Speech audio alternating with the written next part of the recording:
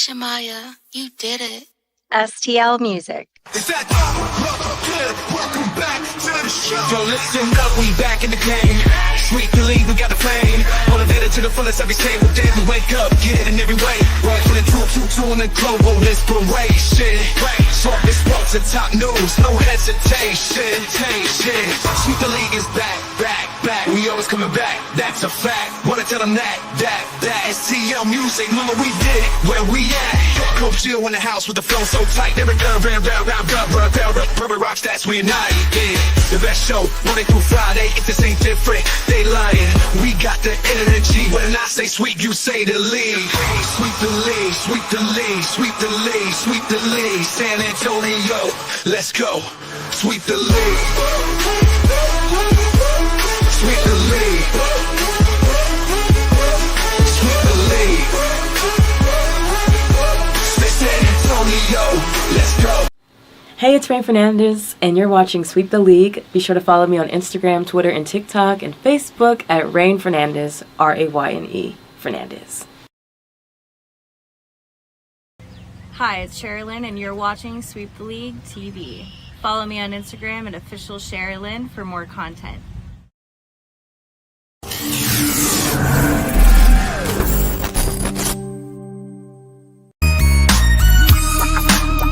Hey, this is George Iceman Gervin, and you're listening to Sweep the League Radio.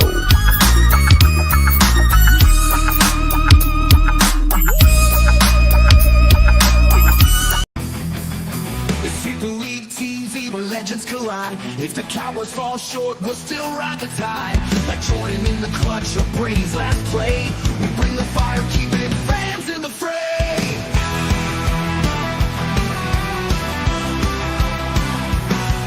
Coach Gio and Marie calling the shots. With Derek Coventry, Hall of Fame thoughts. So hit that subscribe, don't sit on the bench.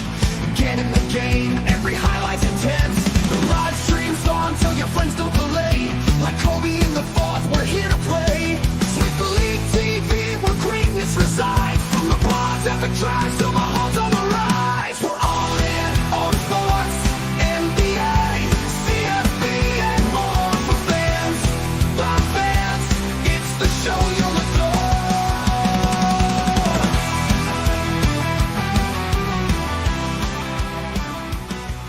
The Navy needs Maverick. The kid needs Maverick. That's why I fought for you. That's why you're still here.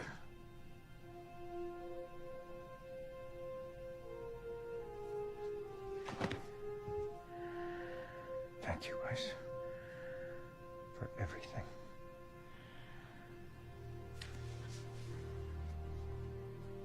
One last thing. Who's the better pilot?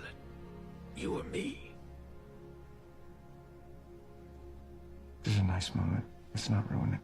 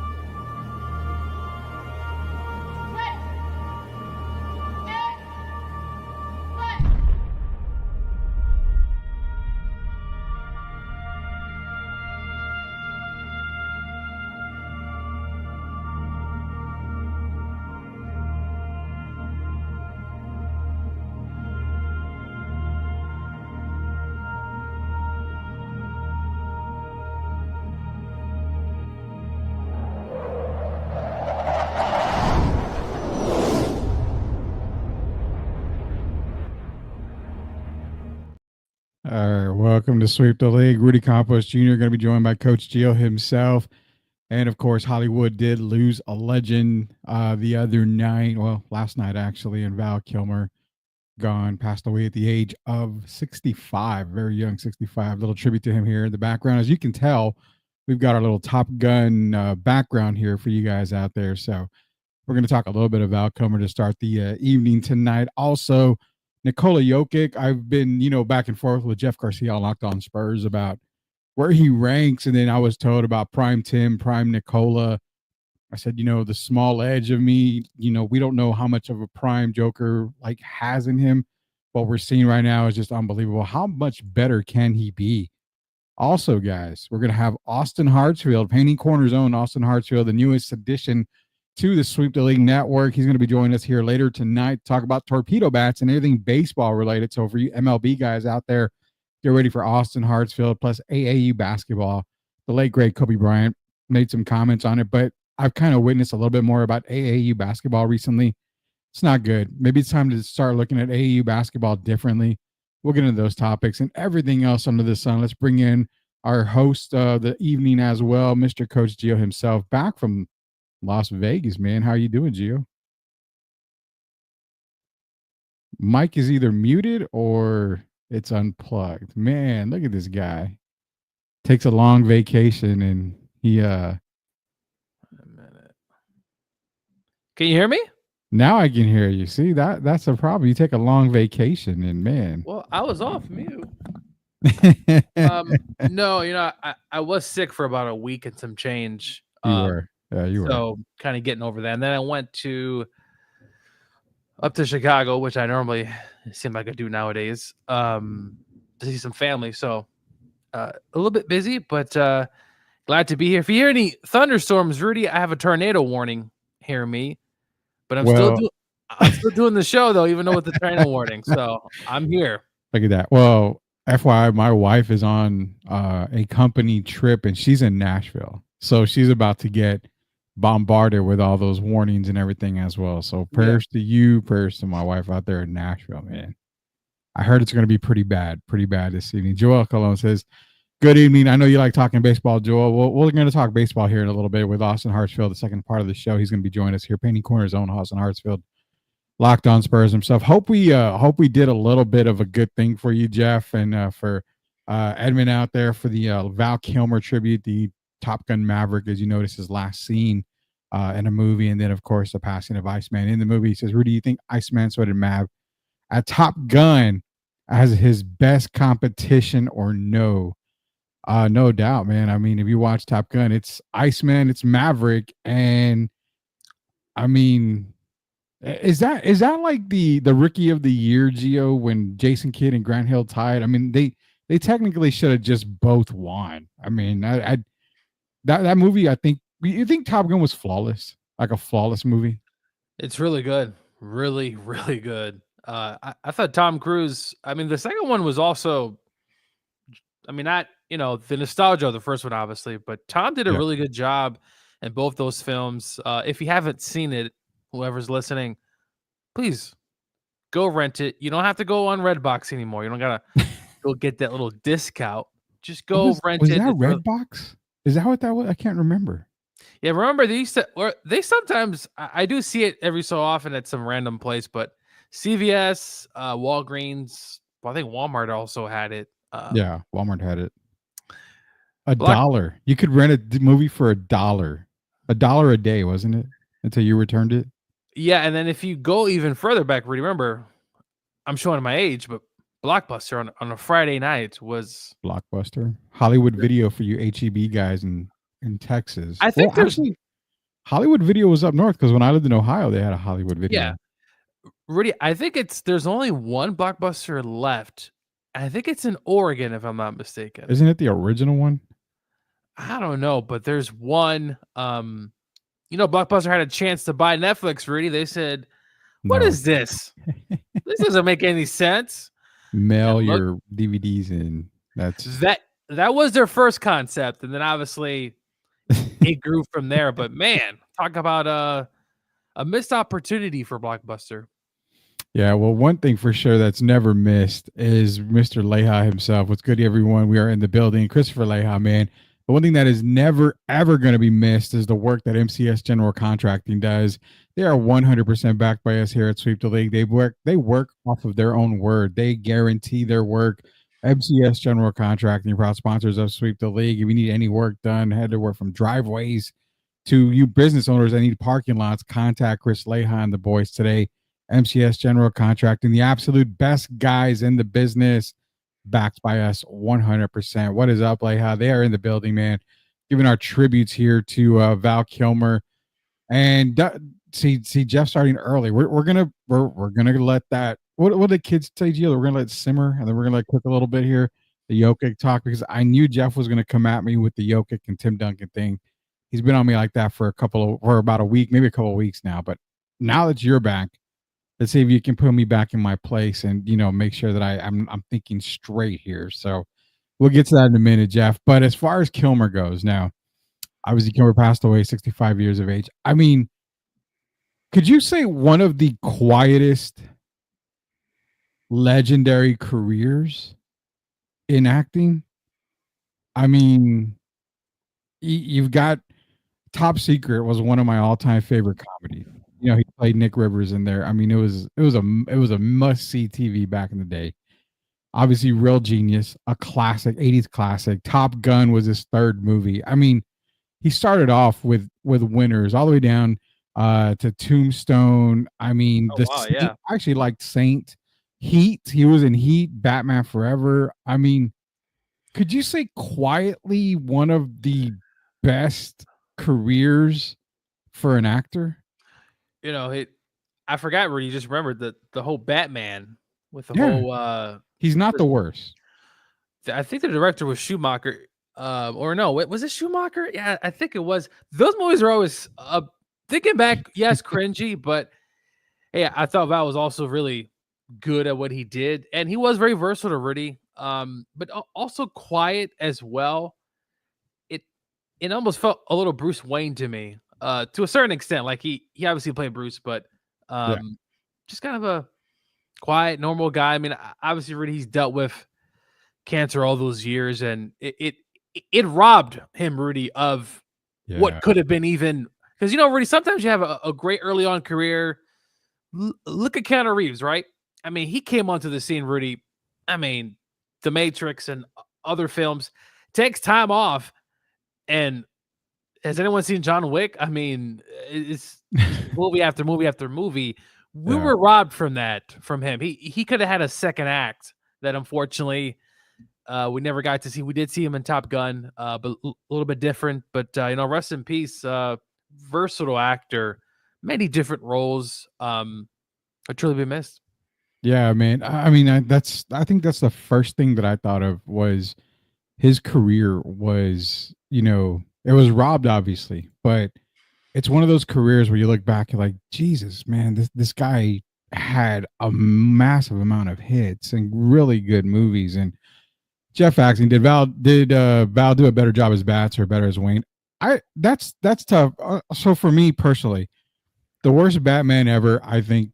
I mean, I don't like Clooney. I'm not a big Clooney guy on Batman, and I know a lot of people some people like him. I wasn't a big George Clooney guy. Did you see the end of Flash? Yes, I did. Where Clooney's essentially comes back as Bruce Wayne. Yeah, as Bruce Wayne. Clooney probably isn't now clearly the best. Was he the worst? I mean, I guess we don't have a lot to go by because we obviously have Bane, and you know what? Patterson's Batman, I know gets a lot of. Oh, Pattinson, yeah, Robert Pattinson, yeah. He gets a lot of heat, Rudy, but I've enjoyed, the Batman. He's early on in his career. It's very dark. Yeah. It's a different take, but I kind of like Clooney, but it is cheesy though. It's a very cheesy Batman. And who can forget, Rudy? Arnold Schwarzenegger, right? Mr. Freeze. Mr. Freeze, which was also another cringy role there. I mean, I think obviously Batman 1 with Keaton was, out of that series was the best. I mean, Nicholson's Joker, second to Ledger's Joker. I mean, I don't think anyone can ever top Heath Ledger's performance as Joker. And even at that, people argue on that. People argue on the fact that maybe Nicholson was better. I don't know. Heath Ledger's Joker, Nicholson's Joker was not, I can't say comic, I guess comic accurate. It was really really comic book and really brought that to life. But I think Ledger's Joker was true Joker, as in crazy MFer. I don't care about anything. And that's why, I think I have Ledger over Nicholson. But in that universe, in the Batman universe there, I mean, obviously one was good. At 2, when you started getting DeVito as the Penguin and Pfeiffer as Catwoman, it kind of started to like, okay, you kind of saw it going more towards, and then you get, the Tommy Lee Jones and Jim Carrey and then Arnold Schwarzenegger. And I'm like, all right, Well, it just became too cartoonish is what it did. Michael Keaton was supposed to play in that third Batman. Apparently, it was supposed to be even dark. Like Yeah, it was supposed to be a dark version of it. And obviously, it didn't work out. So they go kind of a way different direction. Yeah. You get Batman Forever and, Robin, Batgirl. But really, George Clooney is probably 6th, right? He probably, I don't think he's terrible. But if you're ranking them, like you said, Clooney is probably by far the worst Batman. I thought Ben Affleck wasn't terrible. I know he also got some heat for that. But probably Bale and Keaton are probably, I'll say, top 2. So Bale, Michael Keaton it's got to be up there. There's no doubt about that. And there's other comments coming in. Joel saying, Doc Holliday, I'm your Huckleberry, of course. The Ghost in the Dark. I forgot about the Ghost in the Darkness. Another, classic from Kilmer there. He was a very underrated Batman. Joel says Clooney was the worst Batman so far. Rudy, Yes. Can we add, just as a wild card, how about the Bruce Wayne from the animated series? That Batman is also pretty legit, as obviously a childhood of mine. I will allow it, as they do say, the kids say in the memes. I will allow Val Kilmer's best movie in the 80s hit was Real Genius. Real Genius was the 80s by far. I'm a big Top Secret guy. I love Top Secret, that comedy. A lot of stuff would probably get canceled today, but more than anything, I would go Bale 1. People would put Keaton 1 in most cases. Yeah. People really love Keaton. I would never argue the fact if you put Michael Keaton number 1. Me, I like Bale. I think Keaton, is it fair to say if Keaton would have gave us a trilogy, then I could have probably put him a little bit higher. Then I could have probably put him higher. Because it was still pretty dark. I mean, it was still pretty somewhat dark, kind of like that environment. So, and I think Tim Burton directed those films, so obviously it's going to have that dark approach. So, yeah, and Pattinson, I'm not against it. I enjoyed the Batman, and I think you can get a little bit of Keaton, a little bit of Bale, a little bit of everything in Pattinson. I like the dark tone. It was really good dark tone for me. I like that. Well, really, we're getting a new Batman in the kind of the DCU universe. I forgot his name, but I think it was announced either yesterday or today or something like that. Or maybe it was an April Fool's joke. I don't know, but I think they announced a new DCU Batman. Not sure why you couldn't bring Robert, but I know it's separate. It's a different, kind of like the Joker movies, Oh God, it's Joker, but it's not Joker, right? Like it's a different twist. But that was one of the worst. The first Joker was okay. The first Joker was actually pretty sinister, Rudy. The second one, honestly, I haven't seen, and people say you're not missing anything. I'm never gonna see it. Yeah, it's a musical, I think, and I'm not really the biggest musical guy, so I might take a pass on that. He had a thing for older women and dated Cher. I think she was 12 years older than him. Jeez, man. Dude, how old is Cher at this point? She's gotta be close to 70 or 80, right? I got probably what, 70s maybe. I would know. Well, maybe 70s. I'll throw her 70s. Austin in here. Austin's gonna be joining us later for some Torpedo talk, Torpedo baseball bat talk, man. And he's gonna talk some more baseball. I know you're ready because you have your Seattle's Mariners jersey.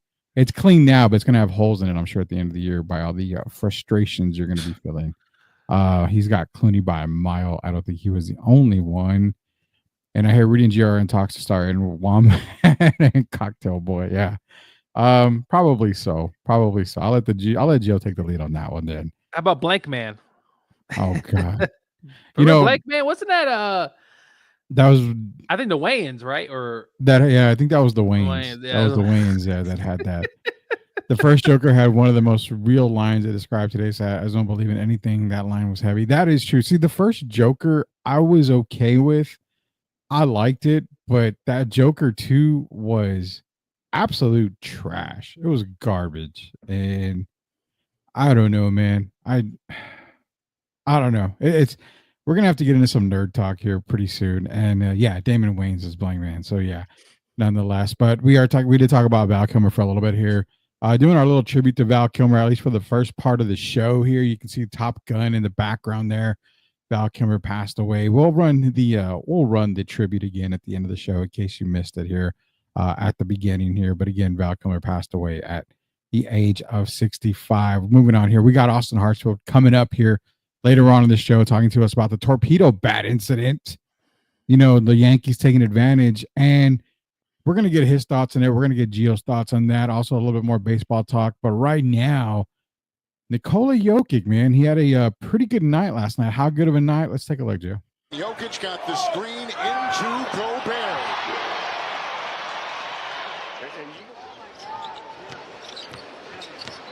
Jokic to Westbrook and back to Nikola for three.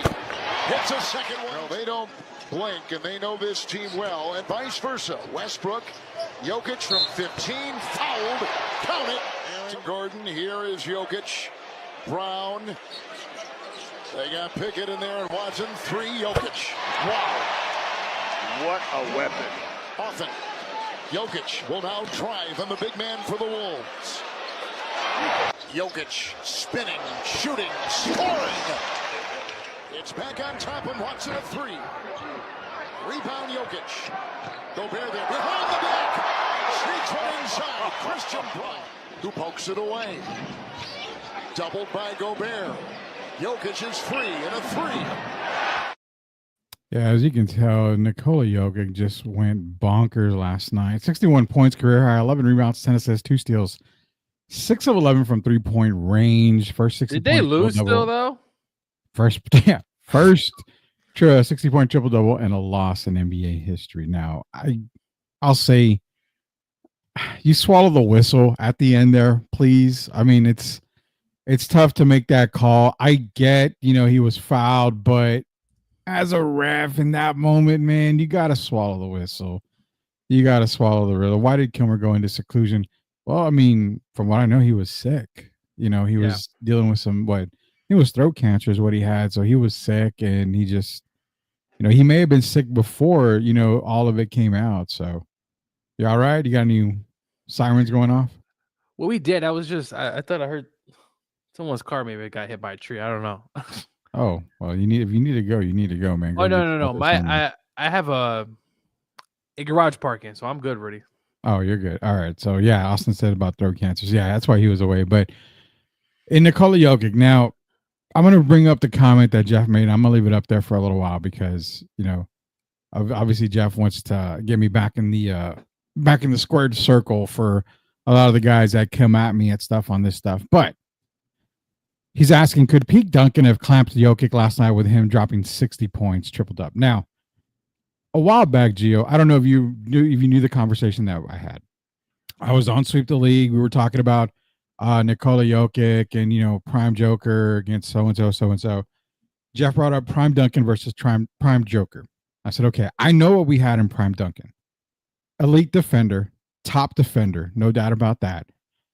And I said on the offensive side, dominant on the post, 100% dominant on the post. Never will neglect that at all. But here's the thing. I said, for me, I don't know if we're watching Prime Joker yet or he's got more in the tank to get to that next level. So I told Jeff, as of right now, without knowing exactly what Jokic is going to be, and only because Jokic could do more on the outside of the perimeter, I would almost take Joker on a 1-game match. Now, if it's best of 7, I would probably go Tim because Tim can wear him down a lot quicker. But in one game, I would probably take Joker. just because he has a little bit more creativity on the offensive side of the ball. So again, I got a lot of flack for it, and I stick by my guns on that. I do still that. But then before I get your take on that, you had Jay Williams come out today, and he basically said what I was telling Jeff. You were probably watching a player who can arguably be, and I'm not quoting him, I'm kind of paraphrasing it here, arguably be the greatest big man to ever play the game when it's all said and done. So that kind of feeds into what I was trying to tell Jeff, is that, Duncan, greatest power forward ever. But with Joker, I mean, the path that he's on, could he end up being the greatest of all time when it comes to the big man? And hell, some guys are even saying he could be the greatest player of all time when it's all said and done. I won't go that far, but as far as big man goes. So you take your pick. Do you want the Duncan talk first, or do you want to go on the career path for Nikola Jokic? Well, I mean, look, I'm not blind. What he's doing right now is special. He's a tremendous player. Now, you do realize the defensive player of the year is guarding him. Yeah. That just shows you who's the defensive player of the year from last year, at least. Oh, 100%. Is a guy who's literally not doing anything. He's backing up while Jokic is just straight up just shooting shots. But we could talk about that for another day. But I'm still picking Duncan, Rudy.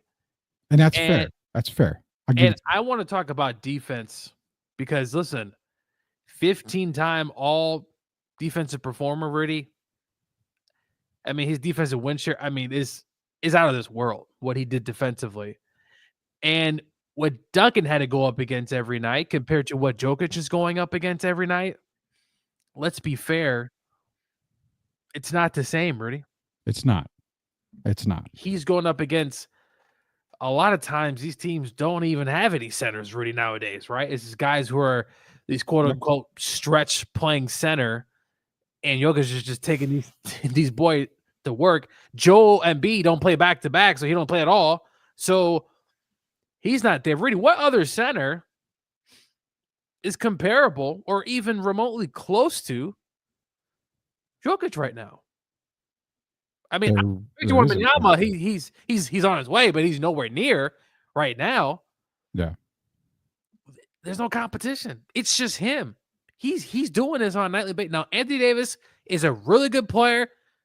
He's also always hurt, at least this season, it seems like. And, I'll throw Anthony's name out there. He's also been in the league. But really, in general, there's nobody. Duncan had what? Dirk Nowitzki, Kevin Garnett, an underrated player in Rasheed Wallace. Ben Wallace. Dealing with Ben Wallace, right? His defenders. Yeah. Duncan at times also guarded Shaq as well. Yeah. I can go on. Chris Webber, Rudy, a formidable power forward. Karl Malone for a bit. Look, I just, the competition isn't there, but I'm not taking anything away from Jokic. Rudy, he is a phenomenal. What we're watching right now with his kind of slow-mo, right? Like, it's just, yeah. It kind of reminds me of The Undertaker, right? Really slow punches, right? Really slow example. Right? Yeah. Really slow approach. Shout out to The Undertaker. But it's really, it's not the greatest thing to watch sometimes. It's kind of boring. But, man, he's lighting him up. And really, I do want to see more championships from him, though. Like, I do want to see that aspect. But, man, Duncan against him would be definitely something I would love to watch. But I'm going to go on the side of Tim Duncan. All right. Again, I am never going to argue back with anybody on that. Never will I argue back. If you're going to take Tim Duncan, you've got reasons behind it. You're right. Joker's not playing against better competition in the post compared to what Tim did.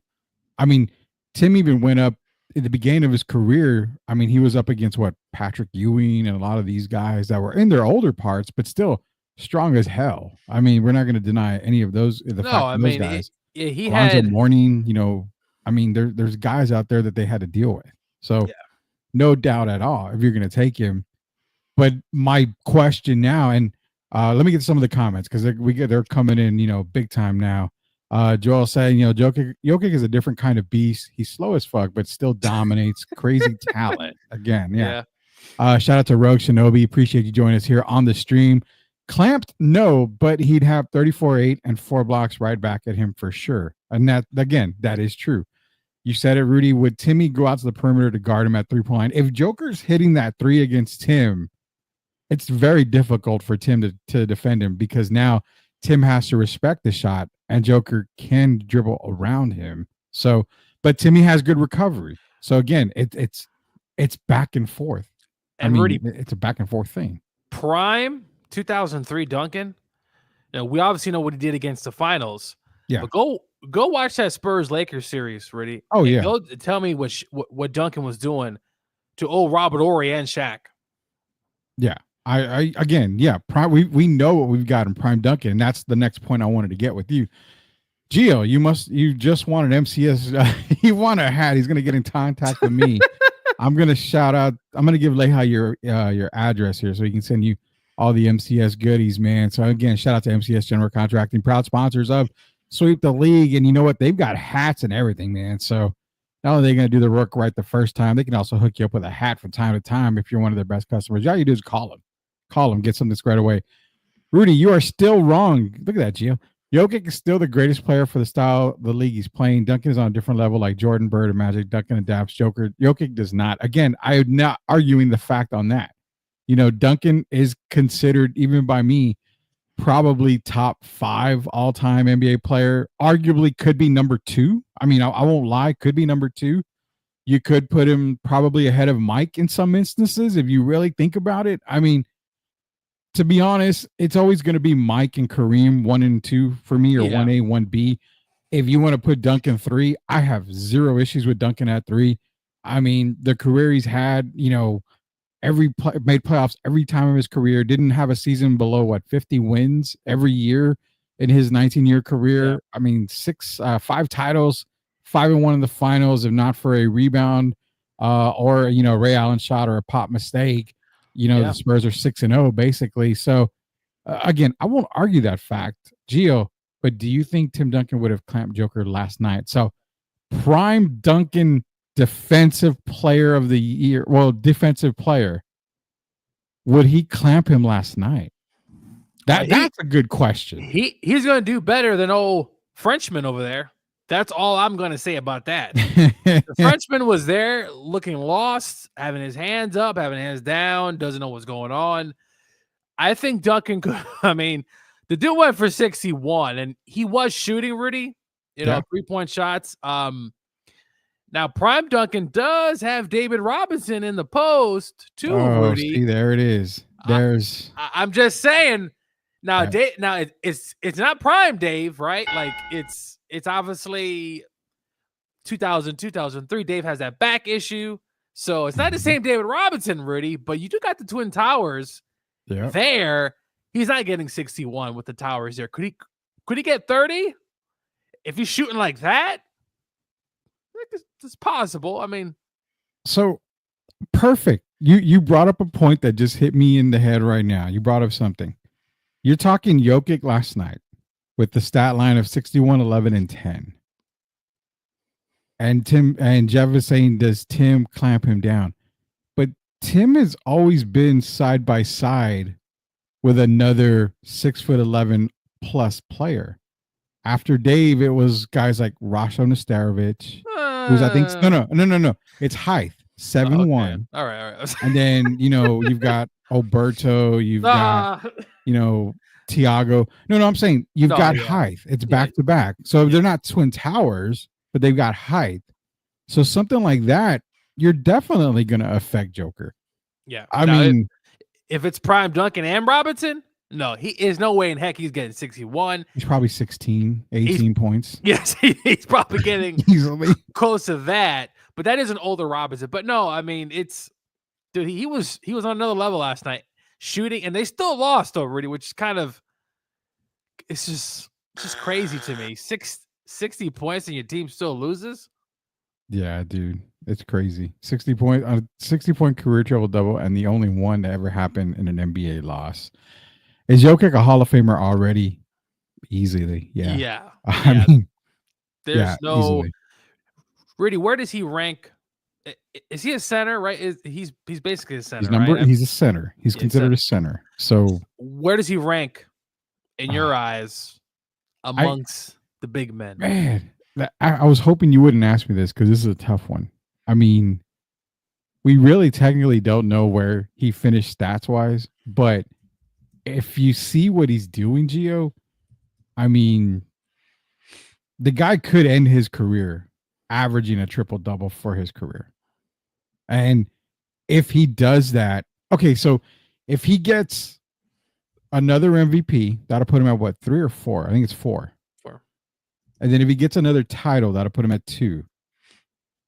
4 MVPs, 2 titles, finishes the career with a triple double average career average. Number 2 all time. I don't know if I can put him above Kareem. It's hard.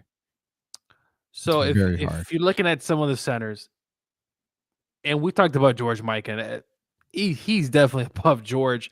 He's definitely above Patrick. I love Moses Malone a lot.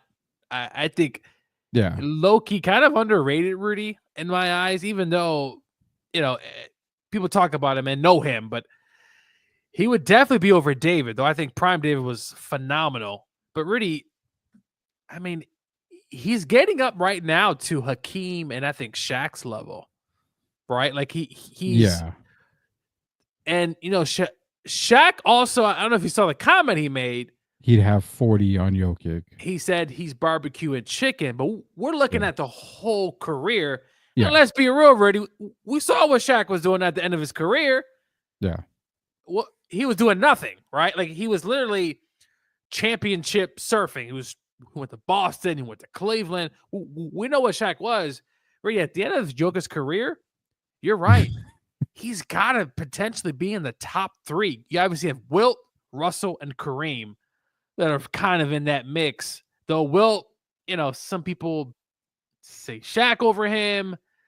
Whatever the case may be, Rudy, you're right. He's probably going to be number 2 when it's all said and done. Does he have a chance to top Kareem, though? What would it take? Now, MVPs, I think he can get there. He needs more championships, Rudy. It's got to be championships, right? And that means he probably has to leave Denver. Do you think he gets a committed guy?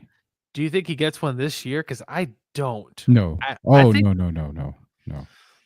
Unless they go on a run, right? But I don't know if this team, at least right now in the next few years, he may need to leave. But already right now I know Shaq said barbecue chicken or whatever he said, but you still got to put some respect on his name. You do. And that's the thing. I've got him over, man, Spurs fans are going to kill me, but maybe they'll kill you too for saying something. I got him over Dave. I've got him over Patrick. Yeah, no. I mean, I love David. I love really Dave, yeah. do, Rudy. If you go look at his highlights, it's one of the rare breeds of his kind. But I just, when it's all said and done, statistically, but Rudy, this is what happens though in every era, right? Like we talk about Troy Aikman. You go look at his stats, Rudy. You're thinking, well, Troy wasn't that great. Well, listen, I don't want to disrespect Troy Aikman. A lot of people always do. Also, Terry Bradshaw, they like to make fun of his career and his stats. But Joe Namath. Joe Namath. Joe, I love you, New York, but like your stats are terrible, dude. Yeah. I mean, it's just all that. And Patrick Mahomes, Rudy, look what he's doing, right? It's every generation is just going to kind of get inflated. So yeah. You also have to gauge that aspect. And also no one's playing defense anyway these days. So yeah, that's the thing. You've got to gauge it. This era, Jokic is the greatest center of this era. Hands down, I don't know if anybody could ever top him for this era. Now, if you're comparing eras and all time, I mean, it's got to be, it's got to be figure everything in. Russell and Chamberlain, they played in an era where they were just the dominant big man. I mean, there was no really anybody that could stop them. But really, why do you think the center and the forward position has I wouldn't say disappeared, but it's It's evolved. Well, you got these guys all shooting threes now.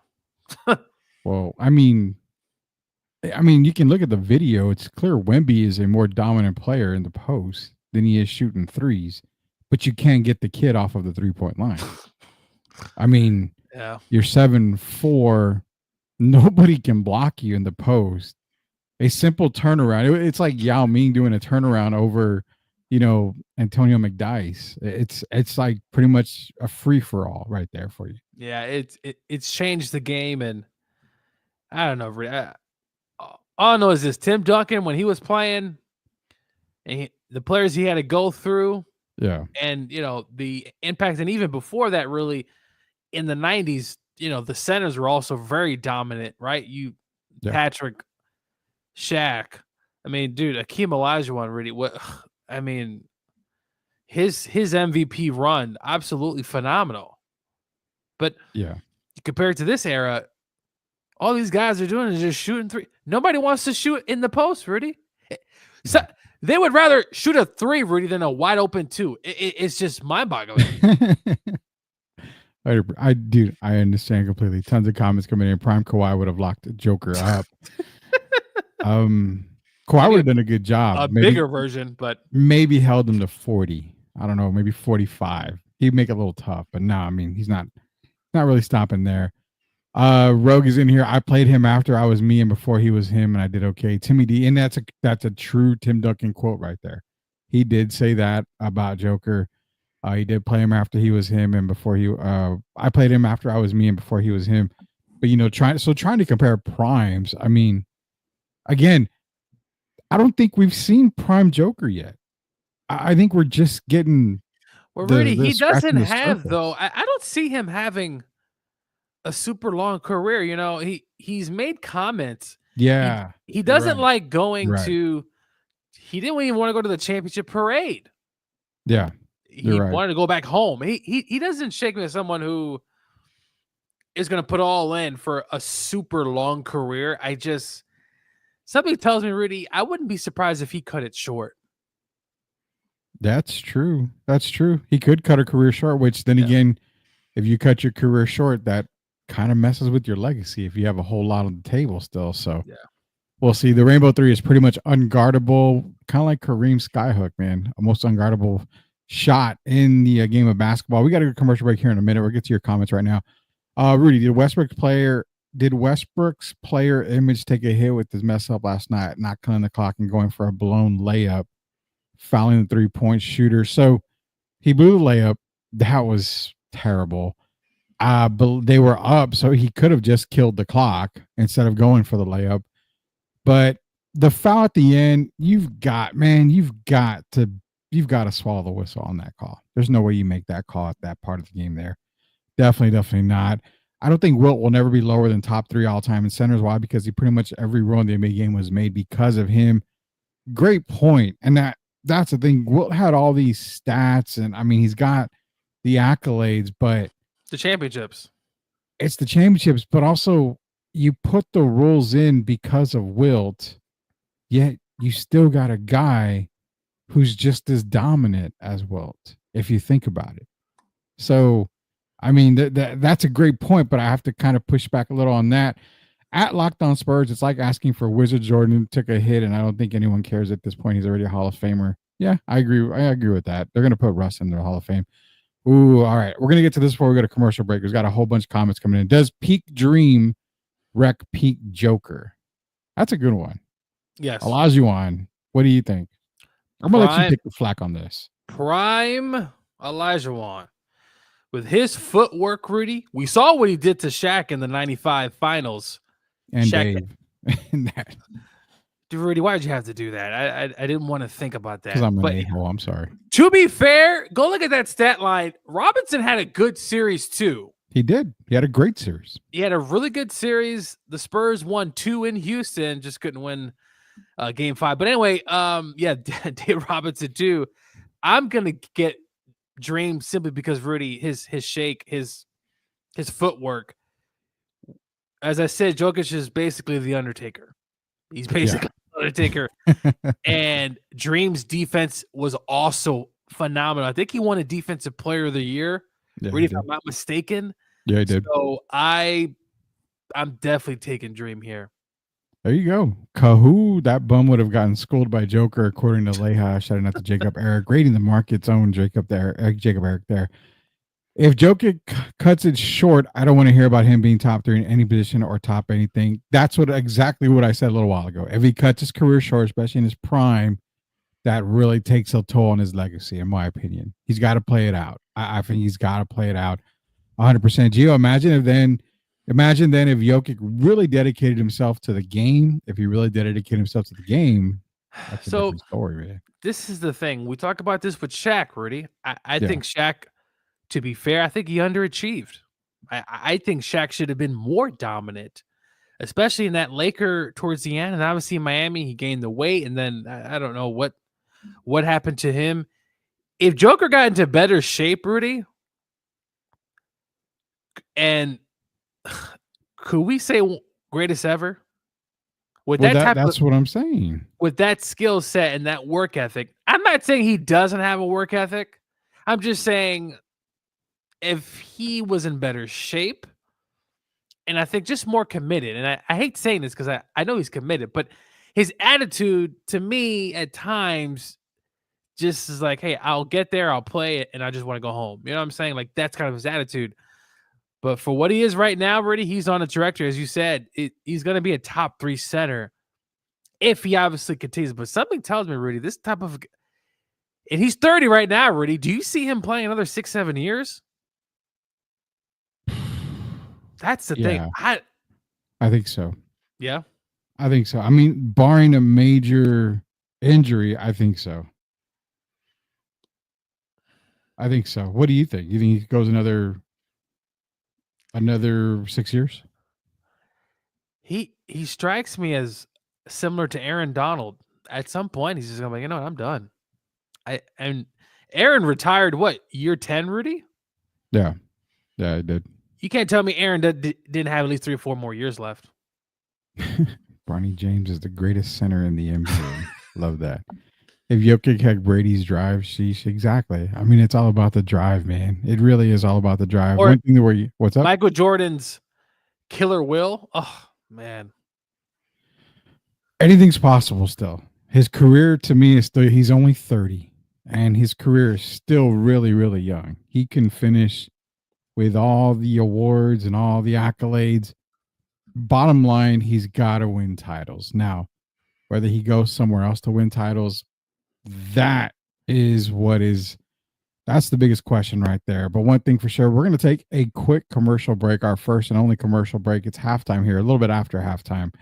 When we get back, we're going to be talking about Torpedo bats, and we've got Painting Corners podcast own Austin Hartsfield back in the family again, back on Sweep the League Network again. Painting Corners podcast.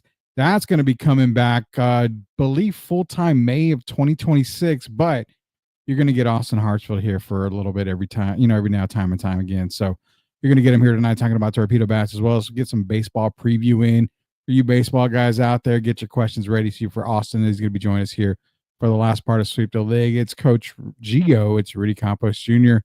We'll be back here in just a little bit.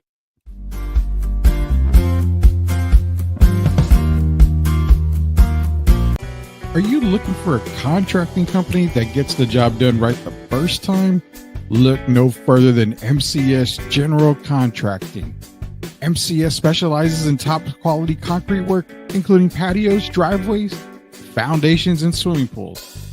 The team of experts are dedicated to delivering exceptional results and unparalleled customer satisfaction. At MCS General Contracting, they're not just hardworking, they're local.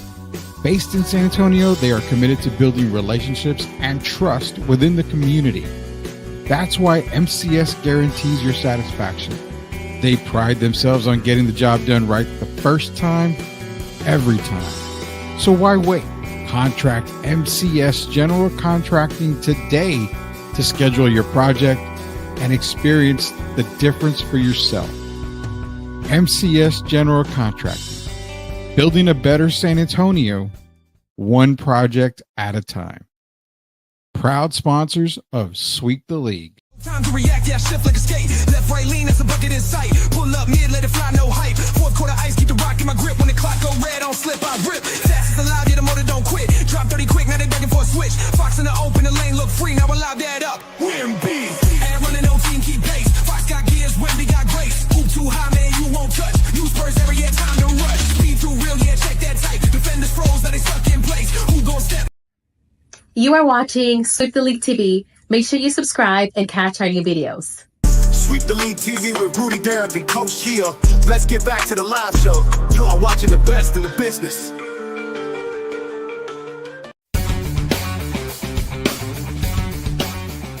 If they're going to legalize these bets that clearly help the batters, that are going to juice the offensive stats, then Barry Bonds should be put in the Hall of Fame tomorrow. I heard you say this. Tomorrow. Again, it's the same thing. You're helping out the batter. Thing. Yes, it is. It's not the same thing. It's the same thing other than the fact that one of them's via the bat, via the equipment, and one of them's an advantage via the body. It's the same thing. Put him in the Hall of Fame if you're going to legalize helping out the batter in this way. The Twins, the Phillies are using these torpedo bats, and it's probably going to become commonplace across baseball. Send them to Seattle now, ends. Detroit. Hey, Pizza Man, send them to Seattle now. All right, as you can tell, the torpedo bats is a big. Let me bring it back to the stage here. A big thing here, and we're going to talk about torpedo bats and baseball preview here in the second half of Sweep the League. It's going to be Coach Gio. It's going to be myself. Shout out to MCS General Contracting. Lehan, the boys, guaranteed to take care of you. They are the proud sponsors of Sweep the League, and not just Sweep the League. They are the proud sponsors of Sweep the League Network and the I Am Refocused Radio Network. What do you get when you subscribe to us here at Sweep the League on YouTube at Sweep the League TV? You get our show, Sweep the League TV, the big show. You get Sweep Unplugged. You get Grading the Market, STL 316. You're going to be getting Painting Corner podcast from time to time. You're also going to be getting I Am Refocused Radio interviews, as they just interviewed the former caddy. What's the guy's name? The former caddy of Tiger Woods. I can't remember. It just off the tip of my head. He was a recent interview here for I'm Refocused Radio, Bez Boys podcast, STL Music. You're getting everything. Guess what? The reason why you're getting everything is because of MCS General Contracting, proud sponsors of Sweep the League. Man, here we go. Here, let's bring him on, Gio. It's been forever since you guys have talked. Y'all guys were like best friends from back in the day here. So we got to bring him back. It's the one and only, and the guy that, definitely is going to be making a huge impact here at Sweep the League, because everybody wants to talk baseball. Let's bring it on himself. It's the man, the myth, the legend. What did we used to call him? The most famous person on our whole Sweep the League channel because of who he is. Yeah, man. He was the big time, man. I mean, the guy was, everyone knew him. Everyone wanted to be with him. I said, players wanted to be right next to him. They were contacting him to go out and stuff. Let's bring him on, man. It's Mr. Austin Hartsfield himself. Austin Hartsfield, Painting Corners podcast, host and, the founder of Painting Corners podcast. Coming back, I believe, full-time, you said, around 2026, which is the baseball podcast. What's up, man? How you doing? Hi, Rudy. Y'all are already making me blush, which I don't appreciate. I've been here 5 minutes, and I had to listen to basketball talk, which Rudy and I discussed off air. That I'm so. There was no Mavs talk, though. There was no Mavs talk. Hey, they don't use the M word. It's dark days over here, man. I get it. So for those that don't know, Austin obviously is a Mavs fan, so we're questioning that from time to time with him now. So we will never talk Mavs when Austin's on, but. Austin, you are bringing back Painting Corners podcast here, and until it actually kicks off full time here on Sweep the League Network, you're doing a lot you're writing for what, the Medium right now? So right now I'm blogging on Medium, and as of actually yesterday, I will be writing for the Prospect Times for the Amarillo Sada Poodles this year, which is exciting. It's not something that I thought I was going to get to do again, but here we are. I'm back in my element, doing my thing. There you go, man. So. We'll do baseball. Well, you know what? Let's do the hot topic now. Torpedo bats, the new thing coming out. You see the Yankees, 19 runs and just blasting home runs. Everybody's making a big deal about torpedo bats. With you being our baseball insider, what do you got on this torpedo bat issue? I mean, is it really that big of a deal? Is it something that the MLB is going to look at? Because I even heard that it's actually been approved a long time ago. Nobody just ever used it. It's within the rules. It's one of those things to where I can't believe it took this long for somebody to decide to modify a bat this way. For people that don't know, you're basically just moving where the sweet spot on the bat is, and it's helping. It's helping people like Anthony Volpe, who, when he gets jammed like he's in trouble. Now all of a sudden, when he gets jammed, he's hitting the sweet spot of the bat and hitting it out tonight. I kind of feel the same way about this that I do about most things. Is like, if you're going to keep helping the batter, why don't we help the pitchers? Yeah. Like, why can't the pitchers just, use sunscreen and rosin? Like they say, like you can't, like you can, but like you really can't. Like, they're checking you after every single inning. Yeah. I mean, you're checking your hands, and don't worry, Joe, we'll get to you. I have way too much faith in your Mariners, by the way. Oh man, you're giving them too much. We need torpedo bats ASAP, and I believe we're ordering them. I believe we're getting some. Yeah, but it's been interesting to see like Ellie De La Cruz use it. I saw Alex Bregman use it today. Got a couple hits, nothing crazy off the bat though. But you still got to hit the baseball. I think that's hands down the moral of the story. Like, is it helping? Absolutely. Should pitchers be able to use more sticky stuff than they do? Yes. And I'm not saying that they should use spider tack. That's just absolutely ridiculous. But something to help get a grip, not necessarily just to rip the ball. Yeah, man. And that's the thing. You're right. You're helping the batters out. You got to help the pitchers out. We'll see. MLB is going to have to look at something now.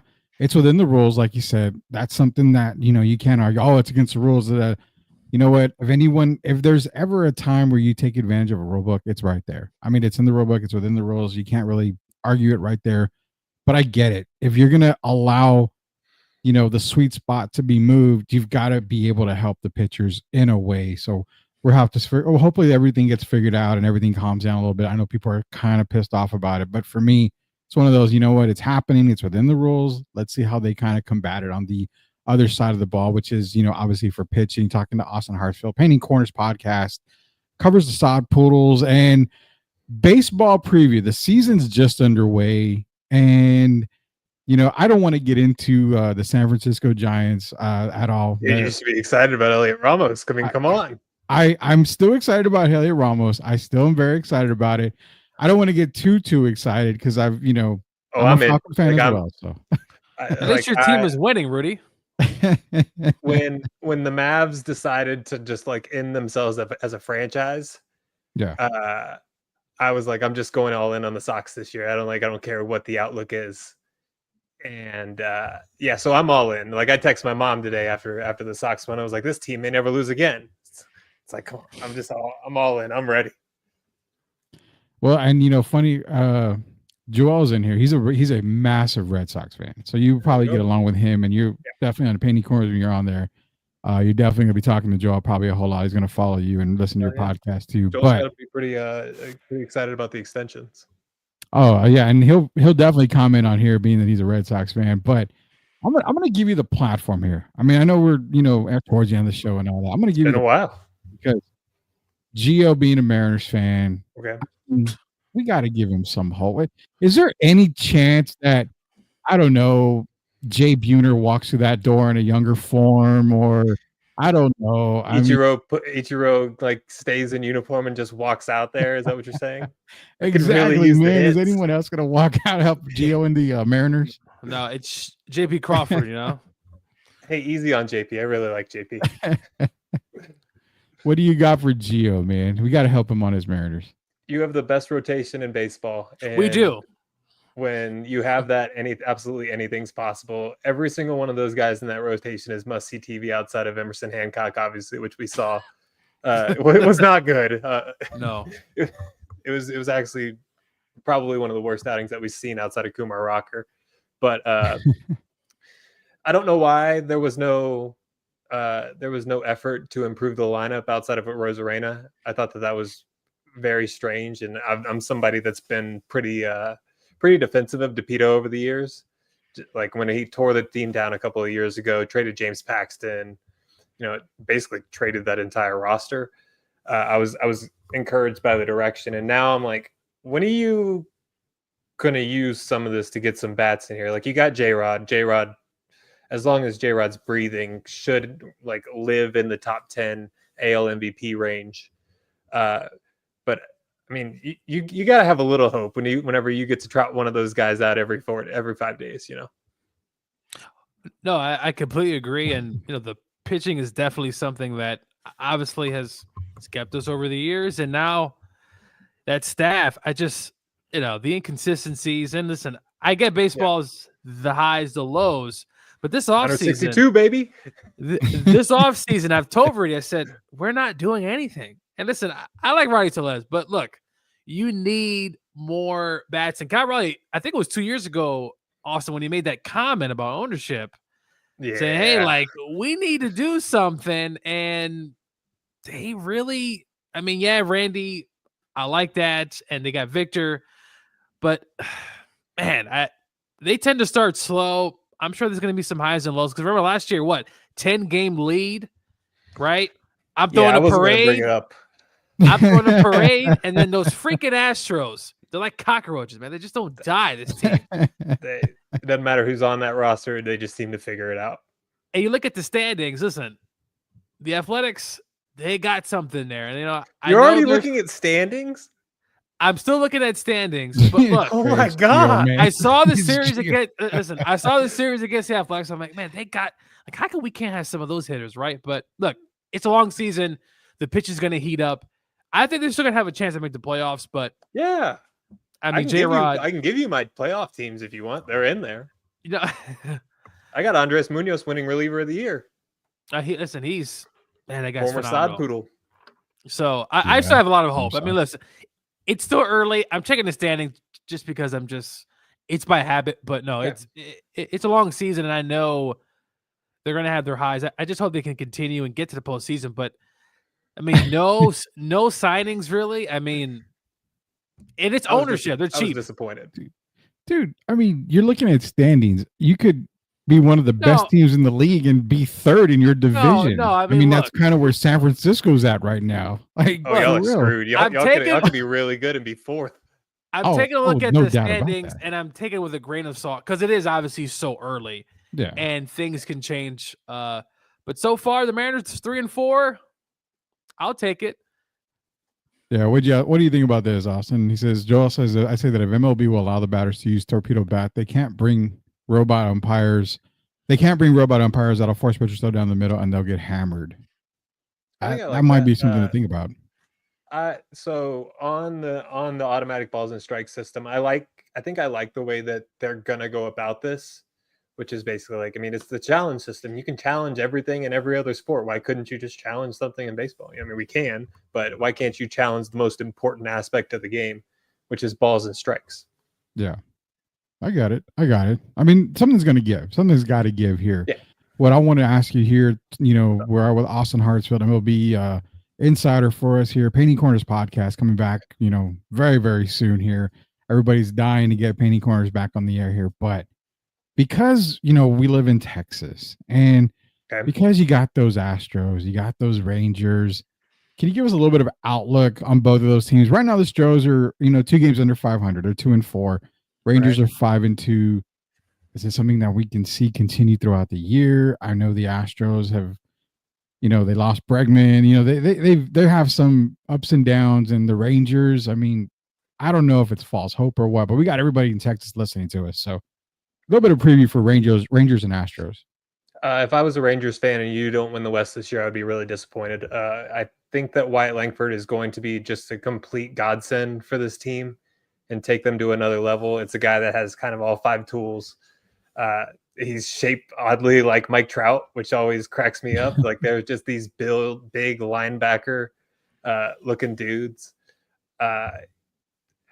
I think that Wyatt's going to make a huge difference. You have Jock Peterson in that clubhouse reunited with his best friend, Corey Seager, which is always interesting when you look at those two personalities. Jacob deGrom's back. Yeah. Like, if you're not watching every Jacob deGrom start, you're missing out. Like, Yeah. we don't have a lot of these left in his career. You have to take advantage of it while you can. And he looked sharp on Sunday. Leiter looked really sharp today. Evaldi looked absolutely legendary yesterday in his when he threw his Maddox yesterday, a little 99 pitch complete game shutout. You got to figure out the bullpen though. You got to figure out the bullpen, and that's something that's going to need to be addressed at the deadline. Whether it's moving guys like Ornelas, I wouldn't move Sebastian Walcott if they begged me to. I think that guy's going to be really, really, really good. There's just no place to put him right now with him being. Good news is he's young though. So, but Astros, I'm a little confused on. I don't know what to do with the Jose Altuve left field things still. I haven't really processed all of that. It looks bad. It looks really bad.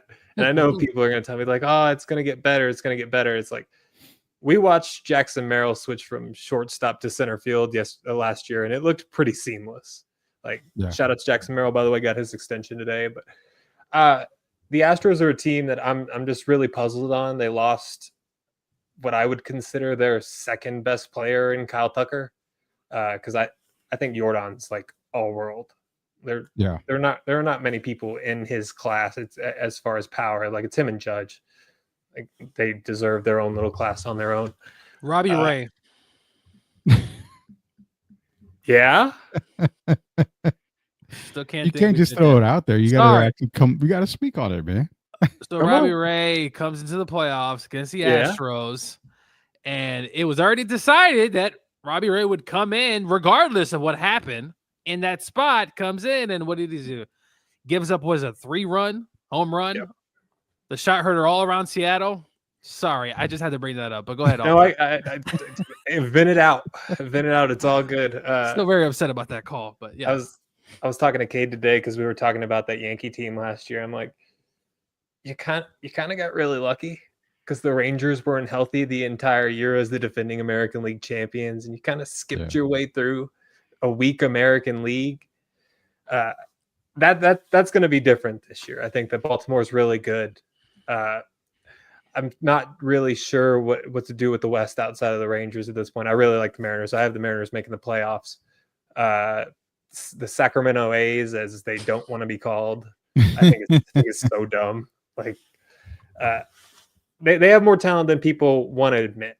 Like they're gonna have some bats. Like they just extended Brent Rooker, and honestly, that rotation doesn't look bad. And when you have Mason Miller in that back end, if you could just get to him, it's over. Now, Jose Leclerc, not a good signing. I'm not sure what they saw in those last couple of years in Texas that made them think that was going to work out. But as far as the West, I mean, I think it's Texas to lose. When you can go into a playoff series with Jacob deGrom probably starting game one for you. I know the rotation's a little mixed up right now because they're trying to mess with his usage. But when you can go into game one with Jacob deGrom, and then you basically have the reincarnation of a right-handed John Lester and Nate Eovaldi following that up in game two, one of the greatest playoff performers of this generation. You're 2 games in. Yeah, that's true. That's true. And, speaking of something real quick, I do want to ask you what was a comment made, and it was a question for you, is the American League Central, are they just going to be that bad all year? Forever? I mean, this year. At least this year. I mean, you've got no team above 500. Most teams, in fact, all teams I think are at 2-4. I mean, there's just nothing screaming like, the Guardians, from a year ago. People thought the Royals, had the bats. Obviously, they have the youth. But the question that was asked was, are we really in a Stranger Things world when it came to the American League Central? Feels like this happens every couple of years, doesn't it? With the same division, to where it's just like nobody wants to be good. I don't like. Obviously, I don't know anything, but this feels like one of those years. Despite him being really excited to be where he is, to where maybe you decide to move Jose Ramirez, and I know that he's your only draw, but there's going to be a big name on the market. We're not exactly sure who it is. And it feels like, the Padres almost pulled the trigger. Can't remember if it was last year or the year before, but they were this close to acquiring Jose Ramirez. Yeah. I think he goes back on the block again. I don't know if it's like a soft block to where you're kind of listening to offers. I don't know if Nico Harrison knew how to do that. But you're allowed to listen to offers, by the way. Yeah, you don't have you don't have to actually take the offer if it's on the table. I get that. Rob's Well, hey, I got something for you. the one name, I guess the one name me and Gio talked about a while back is this the year we finally see Trout on the move, knowing that he's towards the end of his career? You think he just stays with the Angels, period? That's what's a good basketball equivalent to this? I mean, there really isn't one. They just move all the time. So Mike Trout is like the definition of loyalty. If he does get moved, I don't think that it would be on his own. Like, if it would be his decision, I think that it would be a team decision. Which, if he wants to be the guy that's like, hey, I want to help the franchise that, shepherd me along this far, it seems like he would be one of the guys to do that. Yeah, I think. But you literally played with Shohei Ohtani for a couple of years, and they couldn't put an entire team around you at all. Like, not even in the ballpark. Like, they continuously fail to put a team together. Whether it's, signing CJ Wilson, signing Josh Hamilton, signing Pujols back in the day. Yeah. It's the Angels just never seem to pull it together. I mean, they've had one playoff appearance in Trout's entire existence as a baseball player in the majors. And that's just a sad existence, if we're being honest. Yeah, I've always felt that, Trout's a loyal guy. I'm not gonna doubt that ever. I mean, I was trying to think. I was trying to think. Okay, loyalty. David Robinson. I was thinking Steph, but Steph has 4 rings. Yeah, that's what I'm saying. Loyal, but didn't win a ring. It's like Damian Lillard, kind of. It's like if Dirk. Yeah. Oh, yeah. There you go. Like Dame pre-Milwaukee. Yeah. I think Dame enjoyed being the man a little too much a couple of those years. He rode off making that weird Western Conference Finals appearance where they just got mollywopped by that Warriors team, and he rode the coattails of that for a couple of years. But now we're into basketball again. Now I'm about to be sad. Yeah, no, we have to switch pretty. We gotta get away. We gotta get away from basketball here pretty quick, man. Well, dude, I appreciate you joining us up here on Sweep the League, man. You've got Painting Corners podcast. Now, you and I talked. We texted, and it was funny because I told Gio, I was like, "Hey, you'll never guess who I talked to," and he's like, "Who?" I go, "Well, Austin talked about bringing Painting Corners back sometime." He's soon. I'm like, "No, it'd be maybe next year." What are the plans? Because I know people were asking me for a baseball podcast. I kept telling them, hold off. I'm working on it. If you got any details, let them know. What are you planning for Painting Corners? So my personal favorite part of doing Painting Corners was doing the off-season previews, like the off-season reviews of each team coming in. It was the thing that I put the most effort into. It was the thing that caused me, I had to edit it. At the time, I literally, so when I had Painting Corners before, I edited everything, I cleaned everything up. I mean, there was a couple podcasts where I just sat there eliminating uhs and oohs for a couple of times, just to make it sound a little bit cleaner. Then I realized I was just wasting my time, and that's just how we talk, and we probably just need to get over that. But the plan is that right after the World Series, I'm not sure if I'm gonna have a co-host yet. It might be just me. It might. My ideal situation is that I have a rotating second chair. Mm-hmm. And just so we get some fresh faces in there, Gabe can come on if he wants. Dave can always come on if he wants. I mean, those guys will always be a part in Painting Corners, and if they want to hop on anything, they can always do so. But it'll get some fresh voices in there, and basically we'll start in the off season. We'll go through it. We'll do free agent predictions. I know it's a long way away, and I know it's a weird thing to start planning, but we've already got graphics ready over here. Like I'm ready to rock. I'm super excited to have Vlad on your list to go into the Mariners. I just want to. Did you say Rangers? Sure no, Vlad going to the Mariners. Hopefully, did you say Rangers? I hope not, but yes, it's possible. But yeah, just want to throw it out there. There's been weird Vlad Red Sox rumors for the last couple of years, and the organization's really in love with Tristan Casas, which I find fascinating. I would trade Vlad for Tristan Casas in a minute, but I think everybody in the baseball world would. I'm interested to see how the free agent markets act the next couple of years. People are acting like there's never going to be another good free agent again. It's like we just had Juan Soto, we just had Kyle Tucker. Mm-hmm. You know, like Kyle Tucker is going to be the next big free agent to come up. So I don't think that we're really in jeopardy of that. Seeing a lot more extensions than we usually do, though. So that's interesting to me. Yeah, and you know what?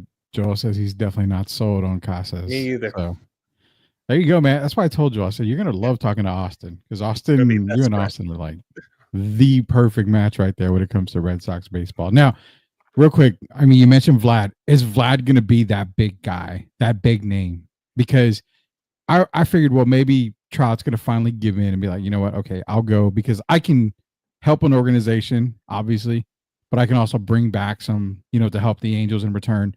But is Vlad going to be that big name come trade deadline possibly? Is there somewhere other than Vlad that we may see go? Because it seems to happen year in, year out that we sometimes get a big one.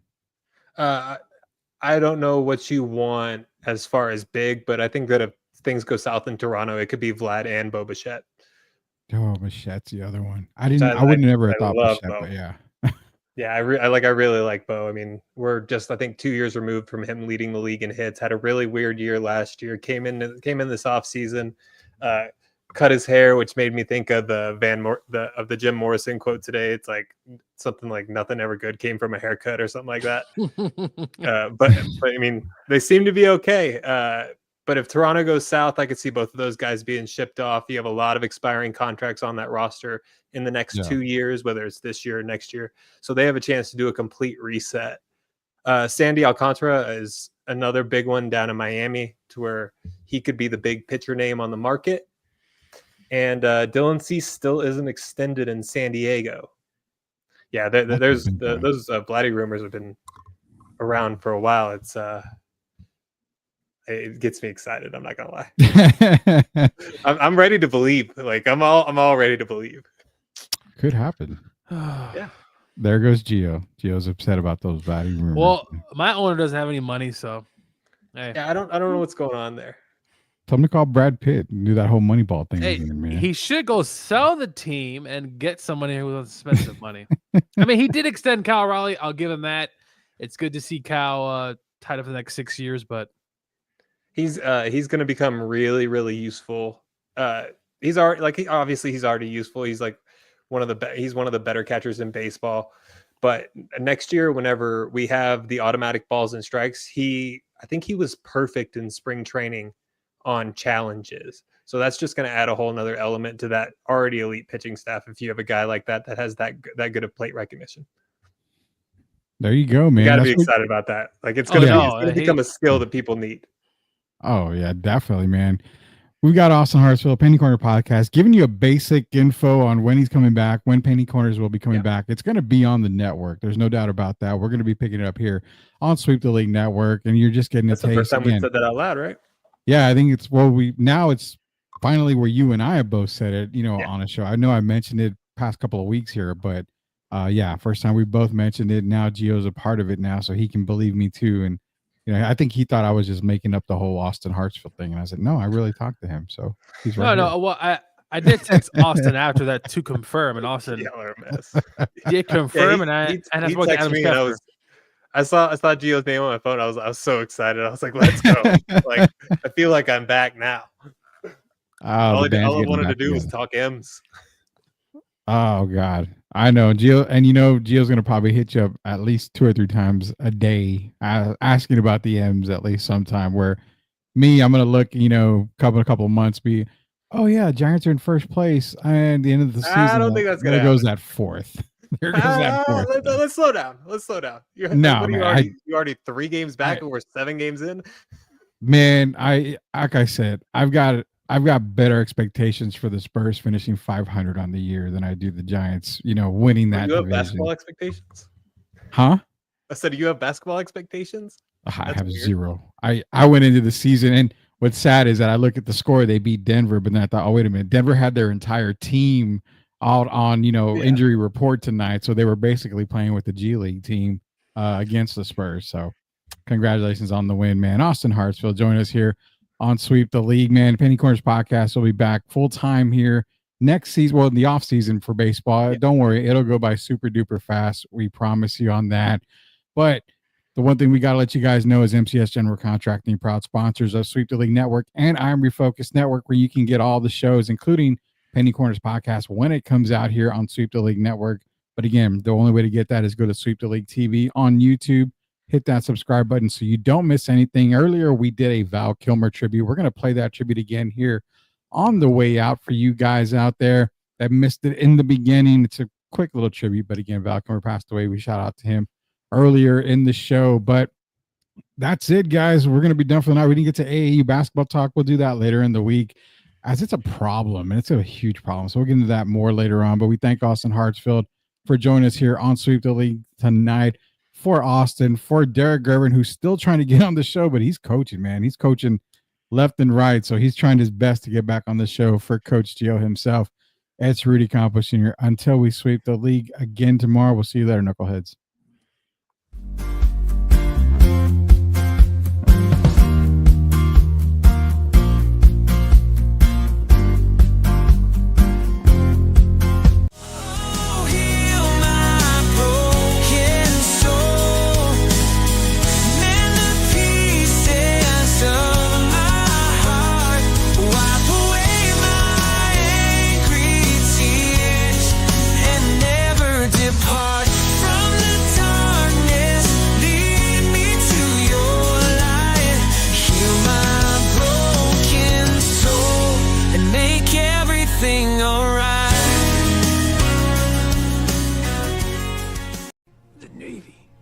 Needs Maverick.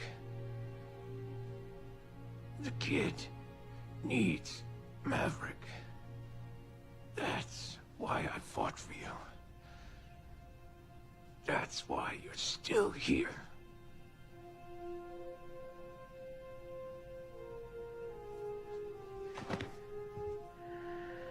Thank you, Rice, for everything.